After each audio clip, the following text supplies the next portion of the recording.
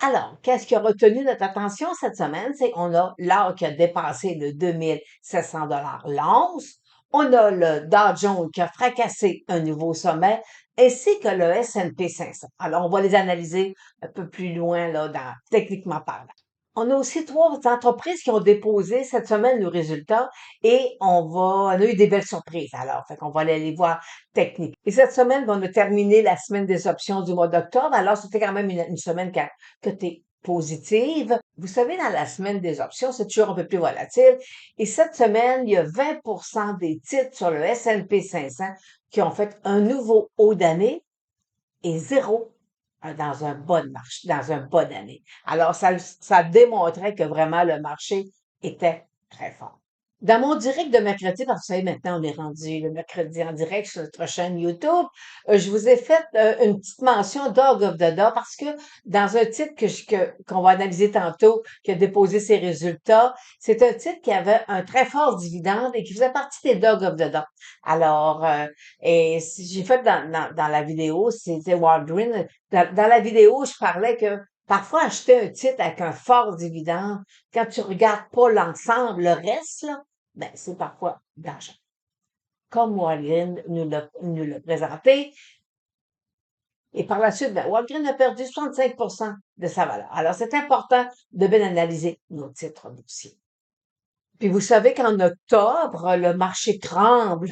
Et parce que ils disent qu'il y a toujours des moments un peu plus euh, turbulents en octobre. Alors possiblement que la semaine prochaine, on devrait avoir une semaine un peu plus négative là, selon les astres. Alors, la semaine prochaine, on a quand même de belles entreprises qui déposent des résultats. Ben, on voit très bien, là, mercredi, après la fermeture du marché, c'est Tesla. On a aussi IBM, on a Coca-Cola. On a trois compagnies canadiennes. On a Tech, on a le CN et on a Celestica. Alors, aujourd'hui, on va analyser ce titre-là aussi. J'ai le titre de Newmont parce qu'on est dans l'or aussi. Et mercredi prochain, ben, on va aller faire les autres titres là, qui vont déposer le résultat jeudi ou vendredi. Alors maintenant, allons voir nos commodités, l'or et le pétrole, et ainsi que le Bitcoin qui va quand même très bien par sa saisonnalité. Elle est quand même positive jusqu'à fin décembre. Et après ça, on va aller voir nos indices, le Dow Jones et le S&P 500.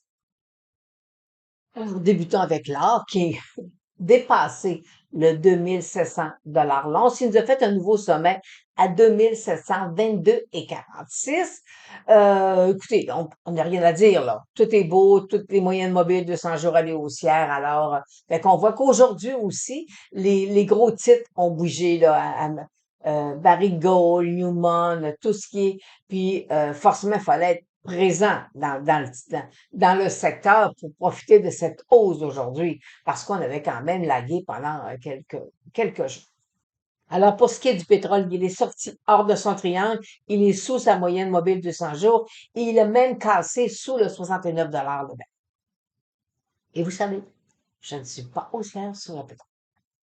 Et pour ce qui est du Bitcoin, ben, vous savez, il y a une saisonnalité positive. Alors, jusqu'à fin décembre, il est sorti hors de son triangle. Alors, pour l'instant, voyez-vous, là, il est sur ici un support là, autour de 69 000. Fait qu'on on le laisse aller. Regardez, présentement, tout est beau sur le Bitcoin. Alors, examinons le Dow Jones qui nous a offert un nouveau sommet à 43 289,76. Vous savez que c'est côté, la moyenne mobile de 100 jours à la poussière. Et demain, le 19 octobre, on va souligner l'anniversaire de 1987 où on a quand même eu une bonne baisse de marché. Bon, alors cette année, c'est différent. Cependant, j'ai des indicateurs là qui me disent que la semaine prochaine, ça pourrait être un petit peu plus turbulent sur le marché américain. Et forcément, ben, le TSX avec l'or qui s'envole, là, alors, on peut pas demander mieux sur le TSX. Alors, le Nasdaq 100, on voit là que il y a quand même, oui, oui, il y a de la force, là. On peut pas dire que le marché est à la baisse, mais ici, regardez, la poussée quand même est un petit peu plus lente. Ici, regardez, on a quand même une belle, une- on pourra même aller tracer à l'intérieur ici et voir une espèce de biseau. Alors, mais pour l'instant, ça va quand même. Les petites technologies sont peut-être moins puissantes présentement, mais quand même, pour l'instant, il n'y a pas rien à craindre. Et le marché canadien avec le venture, ben regardez, là, on est en train, il s'apprête à venir vouloir percer là, présentement une résistance. Fait qu'on on est, nous sommes quand même satisfaits là, des petits titres que nous avons présentement sur le marché. Bon, le S&P 500, regardez, il nous fait une espèce de petit harami, là. Alors, moi, mes moyennes mobiles 200 jours haussières, fait qu'on peut avoir un repli, mais c'est pas un crash. Et les taux 10 ans, vous voyez là, euh, ils ont l'air à vouloir nous dire que le 4%, ça fait du bonheur. Alors, pour l'instant, on attend. Je pense pas que le marché, euh, ce serait surprenant d'avoir une autre baisse de taux prochaine. Alors, n'oubliez pas que demain, on souligne, c'est le 19 octobre, alors on souligne la baisse de 1940. Alors, une tradition, un survol sur nos 7 magnifiques. Apple qui, quand même, voulant venir tester son haut. Puis, il faut pas oublier que NVIDIA le talonne un peu là, pour peut-être le déloger éventuellement. Mais pour l'instant, Apple est toujours le numéro. Amazon toujours dans un couloir haussier. On a Google, voyez-vous, qui se déplace dans un petit couloir latéral. Mais ta plateforme qui, après avoir nous a donné un nouveau haut d'année la semaine dernière, mais voyez-vous, là, présentement, il est un peu plus relax. Microsoft, là, que je vous ai présenté la semaine passée avec une croix de la mort. Alors, vous voyez, la croix de la mort est pas, c'est pas une croix de la mort qui est puissante parce que ma moyenne mobile 50 ne réussit pas à percer faire une croix avec ma moyenne mobile 200, alors je pense que c'est une croix de la mort qu'on nous allons oublier. NVIDIA qui vient tester son sommet, alors, et vous savez, Talon, là, Apple, c'est quand même un beau titre, regardez, quand même puissant, là, c'est une belle hausse. Tout à l'heure, on va aller voir un peu les semi-conducteurs, OK, puis on va parler un peu du secteur des semi-conducteurs. Tesla, ses résultats cette semaine, alors faut pas oublier, regardez ici là, là. Hein, on a des petites chandelles d'indécision. Le marché est présentement à l'écoute de ce qui se passe.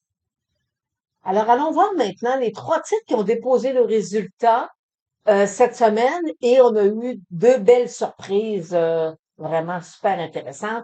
Et c'est là qu'on va aller voir aussi en même temps le secteur des semi-conducteurs. Et cette semaine, dans mon direct, j'ai parlé du titre de Walgreen pour la bonne et simple raison que c'est un titre, regardez ici, là, au 31 janvier, décembre, c'est-à-dire, c'est un titre il faisait partie des Dog of the Day avec un rendement de plus de 7% en dividendes.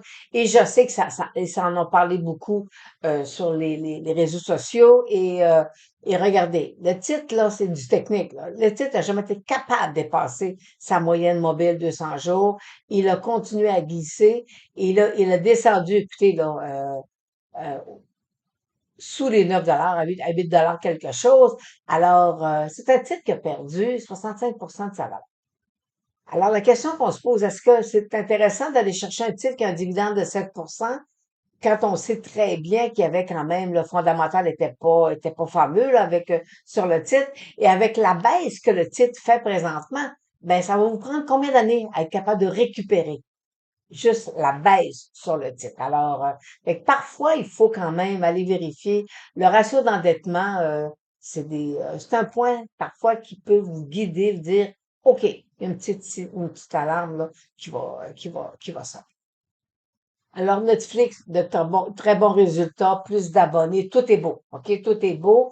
Le seul point pour moi que je me dis qu'il faut faire attention dans un nouveau haut d'année, un très beau, vous savez, c'est un beau titre, là, présentement, il n'y a rien de négatif comme tel, sauf que Netflix a quand même un price earning de 42 fois. Alors, si on a ce qui peut arriver, c'est que le marché escompte que présentement, on pourrait peut-être avoir une baisse là, au niveau de ces ratios-là. Le S&P 500 se transige présentement à 28 fois les bénéfices. Et il y a de ça, l'année passée, on était autour de 15-17. Alors, fait que le marché a bien fait. Le Dow Jones est autour de 25 fois les bénéfices. Alors, fait que souvent, quand un titre commence à devenir à maturité, on va voir ces ratios-là descendre. Et c'est ce qui fait que le titre pourrait descendre sans pour autant lui enlever un peu son fondamental va rester bon. Mais parfois, le marché va dire, OK, maintenant, on va baisser le titre. Et le titre de Taïwan, ben, il fait de bons résultats. Et la question qu'on me pose, Lynn, comment se fait-il que le secteur ne bouge pas? Parce que lui, il est quand même des sommets à un sommet. Alors pourquoi que le secteur ne semble pas avoir tellement bougé par rapport à cette belle hausse sur Taïwan? Fait qu'on va aller voir les titres qui sont dans le high share des semi-conducteurs.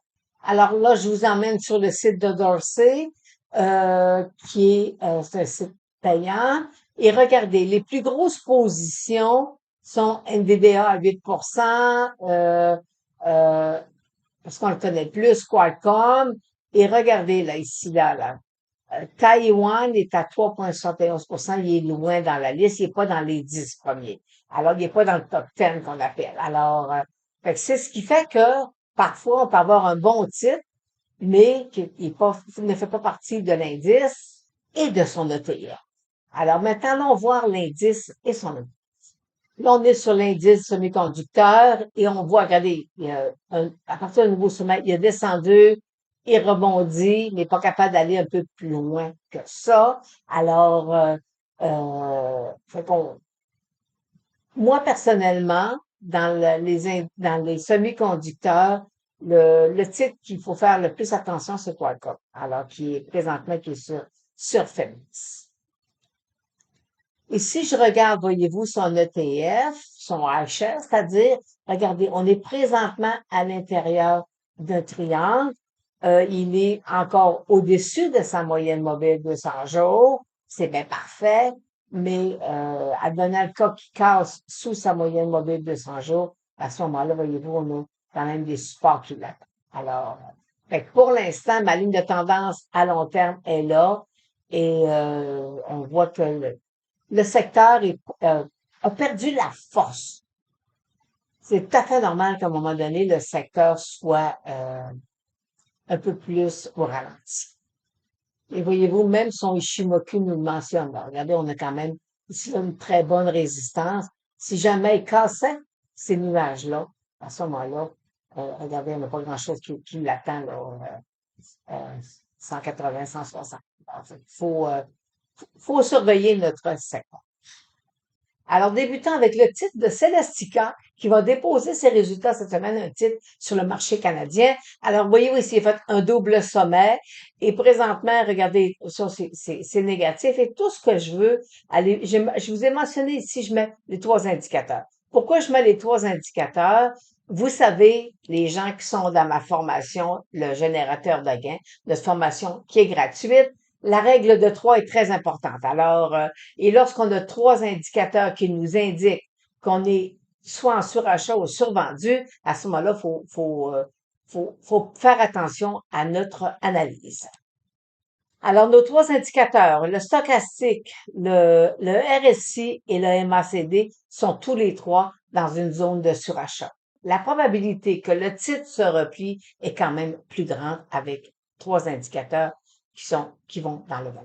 Bon, le CN, alors, voyez-vous ici, première cible à 152 qui a été touchée, sous sa moyenne mobile 200 jours. Alors, présentement, on le laisse poursuivre sa descente. Bon, le titre d'ABM, écoutez, a bien fait, là. Puis là, écoutez, là, je vais déplacer ça comme ça, ici, là. On va y aller. Là, regardez, j'ai un très beau biseau. Et là, je vais aller voir, je vais marquer les trois indicateurs. Puis regardez ici, là, on est dans une zone de surachat depuis le mois d'août. Alors, pour lui aussi, nos trois indicateurs, regardez, on est dans des zones de surachat depuis longtemps, là. Le stochastique, le RSI et le MACD. Alors, moi, ce que je dis souvent, la cime des arbres ne peut atteindre le ciel. Il faut faire attention quand les trois indicateurs sont dans des zones de surachat, comme démontré dans notre formation, le générateur de grains est gratuit sur notre site. Alors, Coca-Cola avait nous a offert ici une belle petite bande de Bollinger récemment. Il est sorti et là, voyez-vous, par contre, son moyen mobile de 100 jours, elle est toujours haussière. Mais avec Coca-Cola, il faut faire attention avec son ratio d'endettement. C'est c'est important. Étranger, je quand même à 28 fois les bénéfices. Newmont va super bien regarder là, avec la croissance. On peut pas dire qu'on a des volumes extraordinaires, là. C'est pas des volumes puissants. On est juste dans la moyenne, là. Mais à 2700 $ l'once, euh, là, ben, les titres vont bien. Mais regardez, on est ici, là. Le, Regardez ici, on a quand même eu un repli et là, il est reparti. Alors, c'est des belles hausses aujourd'hui de, tu sais, 1,20 $, certains en fait 3 $, mais il faut aller dans le stock pour le voir. Tech Comico, voyez-vous, lui, sa moyenne mobile de jour haussière, mais ici, là, regardez, là, c'est du up and down. Moi, je ne suis pas tellement haussière avec la technique point de vue sur le Tesla, comme mentionné tantôt, ben, il est bien assis sur sa moyenne mobile de 100 jours. Mais c'est un titre quand même qui se transige à 61 fois les bénéfices. Alors, c'est quand même, c'est pas un titre qui est donné. Alors, on va le laisser voir, si sa moyenne mobile de 200 jours, même si on tombe ici en zone de survendu, euh, est-ce qu'il va venir fermer son gap? Ça va lui prendre du vol. Alors, c'est ce qui termine notre petit suivi de ce week-end. Et n'oubliez pas que notre prochain direct, va avoir lieu mercredi à 15h55 sur notre chaîne YouTube. Alors, d'ici là, ben, je vous souhaite un bon week-end.